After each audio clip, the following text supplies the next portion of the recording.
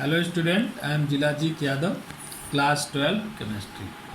हम इस समय पढ़ रहे हैं प्रॉपर्टीज़ ऑफ कोलाइडल सॉल्यूशन, जिसमें हम लोग 2 टॉपिक्स पढ़ चुके हैं, physical properties and mechanical properties. Mechanical properties में हमने ब्राउनियन मूवमेंट पढ़ा था। क्या पढ़ा था? Brownian movement. अब नंबर 3 हमारा है ऑप्टिकल प्रॉपर्टीज़।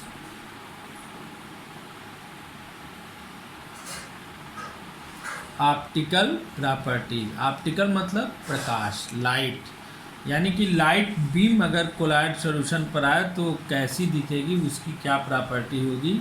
इसका स्टडी किया था टिंडल ने, इसीलिए इसका नाम होता है टिंडल इफेक्ट। और किस नाम से हम इसको जानते हैं? Tyndall effect. ऑप्टिकल प्रॉपर्टीज़ को किस नाम से जाना जाता है? Tyndall effect. ऑप्टिकल प्रॉपर्टीज़ की स्टडी किसने किया था? टिंडल ने। किसने किया था? टिंडल ने। और देखा किसने था? फैराडे ने। यह याद रखना सभी लोग। ऑप्टिकल का यानी प्रकाश का क्या इफेक्ट पड़ता है यह देखा था फैराडे ने, लेकिन फैराडे इसकी स्टडी नहीं कर पाया। इसकी स्टडी किया था टिंडल ने, इसलिए इसको टिंडल इफेक्ट के नाम से जानते हैं। और इसको ऑप्टिकल प्रॉपर्टीज, तो तुम्हारे एग्जाम में दोनों से पूछ सकता है question, what is the optical properties of colloid solution या एक्सप्लेन टिंडल इफेक्ट, दोनों नाम से पूछेगा, इसलिए दोनों नाम याद रखना सभी लोग। क्या हुआ था? इसने एक्सपेरिमेंट किया। इसने एक्सपेरिमेंट में क्या देखा कि when a strong beam of light is passed through a true solution placed in a beaker और in a dark room, the path of the light does not become visible. इसने देखा था कि जब स्ट्रांग बीम, एक किसी light की strong beam किसी ट्रू सॉल्यूशन से या डार्क रूम से जो है क्या की जा रही है, पास कराई जा रही है, तो उसका जो पाथ है वह विजिबल नहीं होता, यानी वह उसका पाथ दिखाई नहीं देता, यानी लाइट उसमें दिखाई नहीं देती। इसका ठीक उल्टा जब उसने यही एक्सपेरिमेंट कोलाइड सॉल्यूशन के साथ किया तो उसने क्या देखा उसी रूम में, तो उसने देखा कि जो पाथ ऑफ लाइट है वह विजिबल है। क्या हो जा रहा है? विजिबल हो जा रहा है, due to the scattering of light by colloidal particles. उसने क्या देखा कि जब ट्रू सॉल्यूशन से स्ट्रांग बीम ऑफ लाइट भेजी जा रही है तो उसका पाथ जो है शो नहीं हो रहा है, विजिबल नहीं हो रहा है, लेकिन सेम रूम में, उसी रूम में अगर वही लाइट ऑफ बीम जो है कोलाइडल सॉल्यूशन से भेजी जा रही है तो उसका पाथ विजिबल हो जा रहा है। क्या हो जा रहा है? विजिबल हो जा रहा है। क्यों विजिबल हो जा रहा है? Due to scattering of light by colloidal particles, यानी जो कोलाइड के पार्टिकल्स हैं वह लाइट को क्या कर दे रहे हैं? स्कैटर्ड कर दे रहे हैं, इसलिए इनका जो है पाथ क्या कर जा रहा है, उसमें विजिबल हो जा रहा है। ध्यान से सुनो सभी लोग। टिंडल ने जो एक्सपेरिमेंट किया था तो उसने पहला एक्सपेरिमेंट किया कि जब वो स्ट्रांग बीम ऑफ लाइट किसी ट्रू सॉल्यूशन से भेज रहा है, जो कि किसी बीकर में रखा हो एक डार्क रूम में, तो ट्रू सॉल्यूशन से जैसे ही लाइट को भेज रहा है तो लाइट का पाथ विजिबल नहीं होता है, लेकिन सेम वही लाइट उसी डार्क रूम में रखे हुए कोलाइडल सॉल्यूशन से जब भेज रहा है तो उसका पाथ जो है वो क्या हो जा रहा है? विजिबल हो जा रहा है। तो उसने इसका मतलब निकाला कि इसका मतलब ये हुआ कि जो कोलाइडल पार्टिकल्स हैं वह क्या करते हैं? लाइट को स्कैटर्ड कर देते हैं। क्या कर देते हैं? स्कैटर्ड कर देते हैं, इसलिए उसका पाथ दिखाई देता है। और ट्रू सॉल्यूशन जो है वो लाइट को स्कैटर नहीं कर पाता है, इसलिए उसका पाथ दिखाई नहीं देता है। उसने साफ साफ एक एक्सपेरिमेंट किया कि जब ट्रू सॉल्यूशन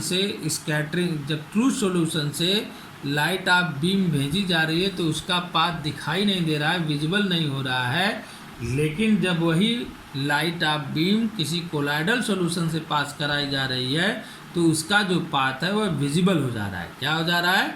विजिबल हो जा रहा है। तो उसने कहा इसका मतलब ये हुआ कि जो कोलाइडल पार्टिकल हैं वह जो है क्या करते हैं? लाइट को स्कैटर कर देते हैं, और ट्रू सॉल्यूशन लाइट को स्कैटर नहीं कर पाते। ट्रू सॉल्यूशन स्कैटर नहीं कर पाते, इसलिए उसमें जो है पाथ विजिबल नहीं होता, लेकिन कोलाइडल सॉल्यूशन स्कैटर कर जाते हैं, इसलिए उसमें पाथ विजिबल हो जाता है। तो उसने डिफिनीशन दी, the phenomenon of scattering of light by colloidal particles as a result of which the path of the beam becomes visible is called Tyndall effect. The illuminated path of the beam is called Tyndall cone. यानी उसने कहा कि जब यह colloidal solution से जाएगा तो कैसा जाता है, एक कोन की तरह जाएगा। कैसा जाएगा, एक कोन की तरह जाएगा। जैसे अगर हम मान लें यह कोलाइडल सॉल्यूशन है और यह जो है लाइट बीम है, तो लाइट बीम जैसे ही कोलाइडल सॉल्यूशन से आ रही है तो इसका पाथ कैसे विजिबल होता है, कोन की तरह, और इसका नाम तब रखा गया टिंडल कोन। क्या नाम रख दिया गया, टिंडल कोन।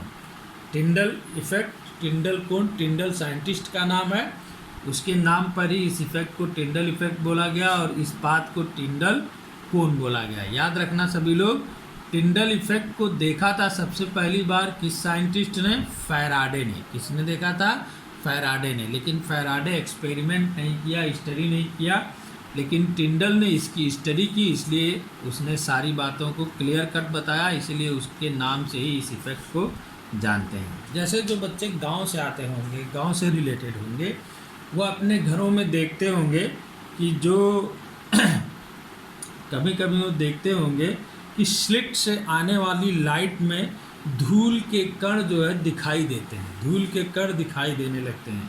वह भी एक प्रकार का क्या होता है, टिंडल इफेक्ट होता है। क्या होता है, टिंडल इफेक्ट। वो भी जो है डस्ट में पार्टिकल जो है, जो डस्ट में, डस्ट पार्टिकल में लाइट जो है वो स्कैटर्ड होती है। क्या होती है, स्कैटर्ड होती है, और उसकी बीम हमको क्या करती है, स्लिट से आती हुई दिखाई देती है। यह भी एक प्रकार का क्या होता है, टिंडल इफेक्ट होता है। क्या होता है, टिंडल इफेक्ट होता है। जैसे जिस स्लिट से आती हुई लाइट, तो उसमें देखते हो कि सभी लोग ज़मीन तक आ रही है, उसमें धूल के कण दिखाई दे रहे हैं, यह भी क्या है, टिंडल इफेक्ट है। Tyndall effect is observe only when the following two conditions are satisfied. जब टू कंडीशंस सेटिस्फाइड होती हैं तभी टिंडल इफेक्ट दिखाई देता है। यानी टिंडल इफेक्ट होने के लिए दो कंडीशंस हैं जो होनी चाहिए। नंबर वन क्या है, the diameter of the disperse phase particle is not much smaller than the wavelength of light use. यानी जो डिस्पर्स फेज है,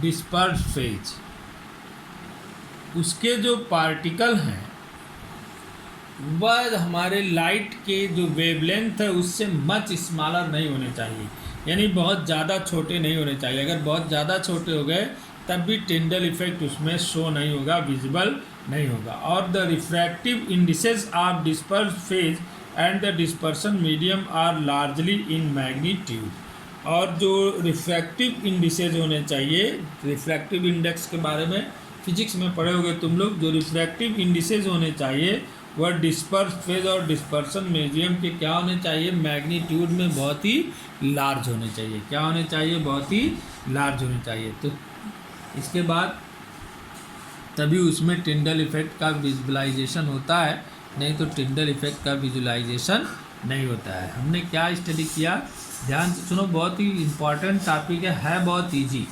टिंडल ने क्या किया था, एक एक्सपेरिमेंट किया था और उसने देखा था कि जब एक light, strong light of beam क्या होती है, ट्रू सॉल्यूशन से पास कराई जाती है तो उसका पाथ विजिबल नहीं होता। लेकिन वही लाइट ऑफ बीम जो है सेम कंडीशन में जब किसी कोलाइडल सॉल्यूशन से पास कराई जाती है तो उसका पाथ विजिबल हो जाता है। क्या हो जाता है, विजिबल हो जाता है। किस तरीके से दिखाई देता है, कोन जैसा दिखता है। कैसा दिखता है, कोन जैसा दिखता है। इसको टिंडल कोन भी बोलते हैं। क्या बोलते हैं, टिंडल कोन बोलते हैं। और टिंडल इफेक्ट होने के लिए जो है दो कंडीशन होनी चाहिए। पहली कंडीशन तो यह है कि जो डायमीटर है डिस्पर्स फेज के पार्टिकल्स का वह वेवलेंथ से बहुत ज़्यादा स्मॉलर नहीं होना चाहिए, और refractive indices of disperse phase and dispersion medium जो है वो क्या होना चाहिए, बहुत ही लार्जली होनी चाहिए मैग्नीट्यूड में, तभी हमको टिंडल इफेक्ट दिखाई देता है। Importance of Tyndall effect. Tyndall effect के क्या इंपॉर्टेंस है, नंबर वन,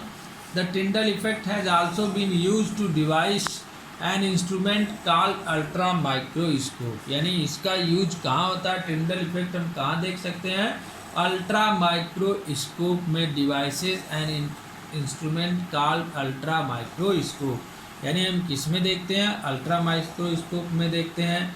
और नंबर दो, individual colloidal particles appear as spots of bright light against a dark background. और किस में होता है, और होता है अल्ट्रा माइक्रो, और जो है कलर में होता है, यानी कि the colour of colloidal solution depends on the wavelength of the light scattered by the disperse phase. जैसे फिजिक्स में सभी लोग वीव ग्योर पढ़े होंगे, तो जिस फ्रीक्वेंसी या वेवलेंथ की लाइट जो है हम क्या कर रहे हैं, कोलाइडल सॉल्यूशन में भेज रहे हैं, हमको वही कलर कोलाइडल सॉल्यूशन का दिखाई देता है। इसके अलावा दूसरा कलर दिखाई नहीं दे सकता।